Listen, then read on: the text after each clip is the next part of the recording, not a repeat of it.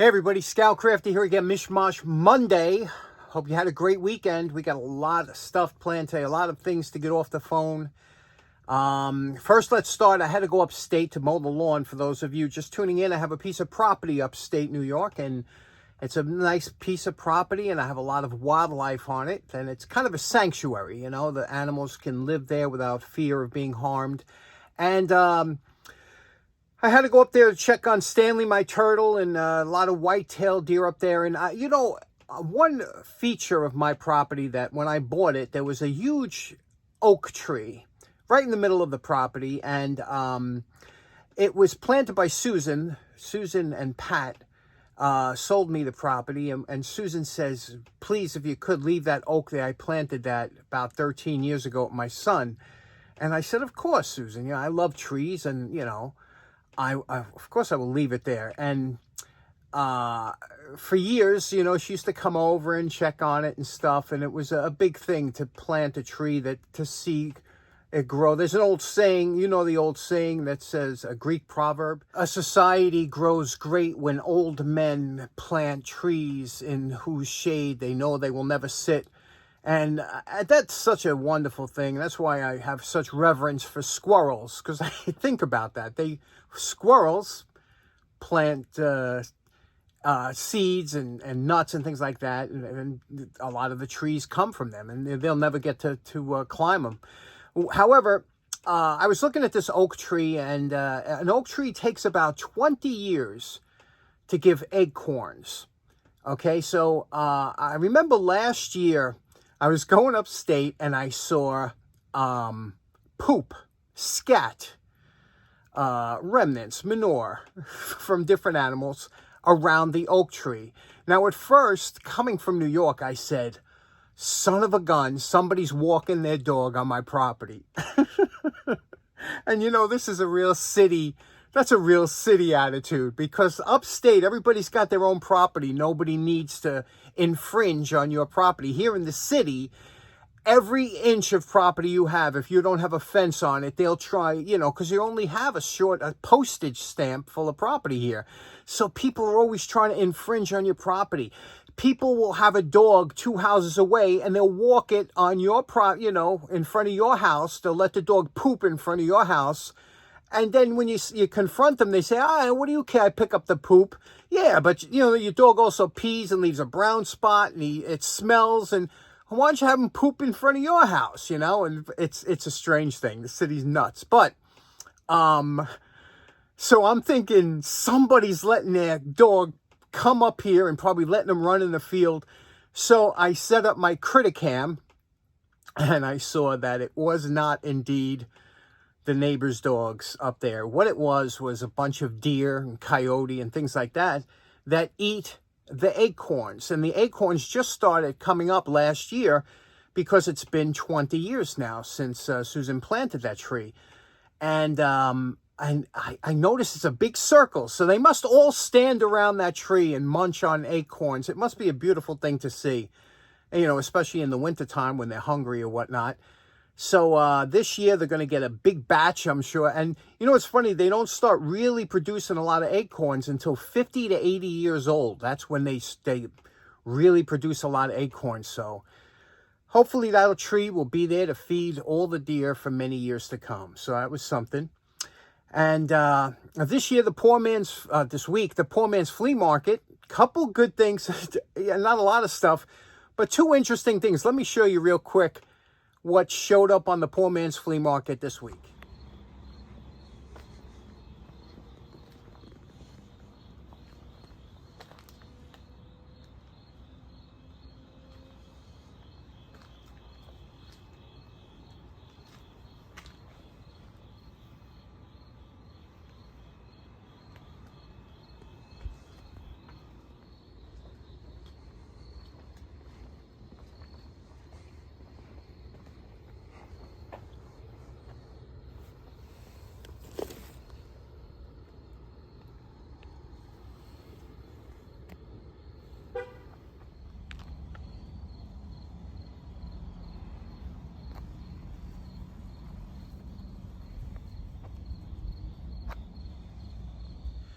You know, it's funny. I wanted an engine hoist. I could use it for a couple. I got no place for it. I got nowhere to store it. But boy, isn't that something? Isn't that something to see thrown out? Anyway, let's get started with today's show. We got a lot of stuff to see. Let's get started right away. Okay, I came out the other day and I saw a package in front of the house, and in it were two beautiful padlocks from a gentleman named Joe Grant from Australia. Now, Joe sent a beautiful letter, and what happened is he bought a house and he found these two locks in the shed, and he says he is a fan of the channel, and he said, let me send them over to John over in the USA, and I appreciate it so much, Joe. They're beautiful. He restored one, and he did a fantastic job. You can't do any better than that. But what was interesting is he said, you know, there are two keys. One key is not for any of them, but this key, they call it key to like. When you have a key that fits two padlocks, it's called keyed alike. Now, you can see it works on this one here. This key works on this one here, okay? And they work fine. The problem is he has a second key, but it doesn't fit this lock. You know, it's not. And he says he sent this key because he said, you know, maybe you could cut it to this size. And I said, wow, that's a chance. Maybe we could do it. And I thought that we would talk about that. So first thing I'm going to do is we'll clean this up a little bit. Okay, it looks like it was lubricated not too long ago. There's a little bit of lubrication in there. Somebody used some graphite or something. You can see that's how it comes up usually. But let's clean it up. And what you have to remember is always that when you're dealing with these type of padlocks, because I told you this is not a brass, not a steel. You know, when you're dealing with the steel laminated padlocks, you can take it right to the wire brush. You don't have to worry. But these you have to be careful because it is like a zinc. If you take this to the wire brush can abrade the surface and kind of screw it up a little bit. What really works good on this type of zinc is the fiber wheel. That usually gives a nice finish. But he did a fantastic job on here. He used a thin wire brush and a Dremel. But we'll clean this up. And then what I want to do is see if we can't get this key to work. This one here that's cut differently, and I'll show you how we'll do that. Now this lock here was painted, okay, and it was painted gray. Now you can see here the surface. A lot of times when they paint, anytime you paint something, you want a rough surface to grab the paint. So they, you know, this surface probably left intentionally like this so that it would grab the paint. But now you have a choice. Now you could repaint it, or if you wanted to do a kind of a polished look, if this wasn't here, if this insignia, you could take this to the belt stand and put a real nice finish on here. I'll show you what that looks like. Now to get this lock back in shape, first we'll start with a coarse belt, then we'll go to the fiber wheel, and eventually finish up with polish. Okay, I think that's about the best I could do on here. Now you can see because of the raised lettering on here, your hands are tied as far as what you can go, but you can see we did polished it out. I got rid of all the, again, if it's a painted lock, they leave it kind of with a little bit of texture to it, but I took all that out. And this looks like kind of a nice, and especially around the top here, it's really hard to get this. You have to really, you got to polish it out, you know. It's nothing you could do to get rid of this top. It's a hardened steel. It always will tarnish, and this will tarnish up too, but it looks nice now, right? Now, let's address the key. Now, keys have two profiles. They have an end profile, which has grooves in it running down, and that's the type of key it is, or the type of key blank. And when you buy a blank, it's full here, and then you cut it. You put this in a machine, and it cuts it to the same exact cut as this key. Now, if we hold one against the other here, we could see that the good news is most of this key here, this is the one we need, the shiny one, most of this key here is above the cuts that were made, so we can recut it. However, if you notice over here, there's a section over here that it isn't. You see that big brass right there in the middle?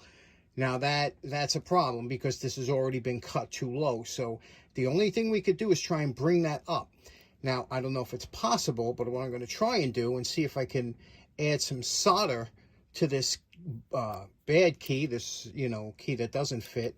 I'm going to add some solder, try and fill in some of that, and then we'll see if we can't recut it to this one. It's a 1 in 100 chance. Let's try. Now, if you look very closely at the key, you can see we have to fill in this groove here. See that groove there?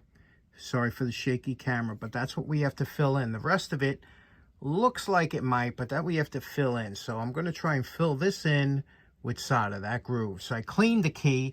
Now we're going to have to clean it just a little bit more. Now the first thing I'm going to do is take a Swiss file, a nice round Swiss file, and I'm going to rough up that edge in there because solder has to grab to something, and it's good if this is roughed up in there, just like this. It'll help the solder hopefully grab, okay? So I'm going to rough that up, get that nice and clean, and then we're going to hit it with some flux and solder and try and fill that groove. Okay, the problem with any time you're going to try put solder is funny. Solder will not stick to anything dirty. It's got to be clean. It's got to be fresh. And a little bit of soldering paste on there will help clean the surface. So another thing is sometimes you want to build up the solder instead of trying to put a big glob on there. So important to get the area hot. This soldering iron is a very hot one, and we're going to put it on here, and we're just going to put and let the key heat up. Let it heat up. That's why I left a lot of part of that key outside of the vise here, which would act as a heat sink, and just try and build this up while putting the solder on here and flowing it into that hole. Now, if it's obviously you want to tin it first like we're doing there, and then build it up. Let that cool, and then just build it up. Now we put a bit of a glob on there. You see what we did? And it doesn't feel like it's pushing out. It feels solid. So now what I'm going to do is I'm going to smooth that out and get it the same profile, the thickness of this key. Okay, using a file, I took down the sides. You can see the profile now. It's the same. And I have to tell you, I got to tell you, I did not know or think this would work. I'm very impressed with how solid that is in there. I was hitting it with the file. It was not, it's a solid bond. So now we're just going to make sure there's no other sections of the key, and then we'll take it upstairs and try and cut this key. Okay, our favorite place. We're up in the attic. That's right. Everybody loves the attic. You never know what you're going to find up here, right? Well, let's see. People ask me, how tall is your attic? This attic is so tall that it's tall. You could stand on my shoulders and not be able to touch the top. Okay, let's go check out what we got today. Here we go. Here's our upstairs bench, usually for leather work and whatnot, but here we have our key machine. Everybody needs a key machine like a hole in the head. It costs you more. The blanks cost more today to buy a blank than to have a key made. So, but back in the day, I don't know, I always wanted one. The problem is I need a belt. I've always needed a belt. Let's see what we can do. Okay, for those who have never used a key machine before, basically what you do is you put your key that you want to copy on the right side, and you put your blank in the left, and here's a wheel that will cut it. And this is a follower, so everything that should cut into here will cut through here. So it's been a while since I used this machine. There's other ways to set it up, but I forget because I don't make keys that often. And I used rubber bands for belt. Looks like it'll work. Let's give it a shot.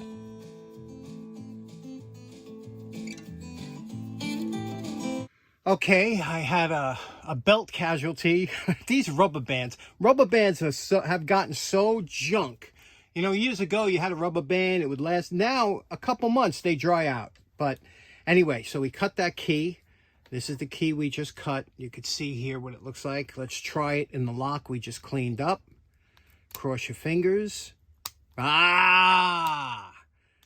Look at that. Joe, you were right. You sent that key. You said you wonder if it could be recut, and we did it.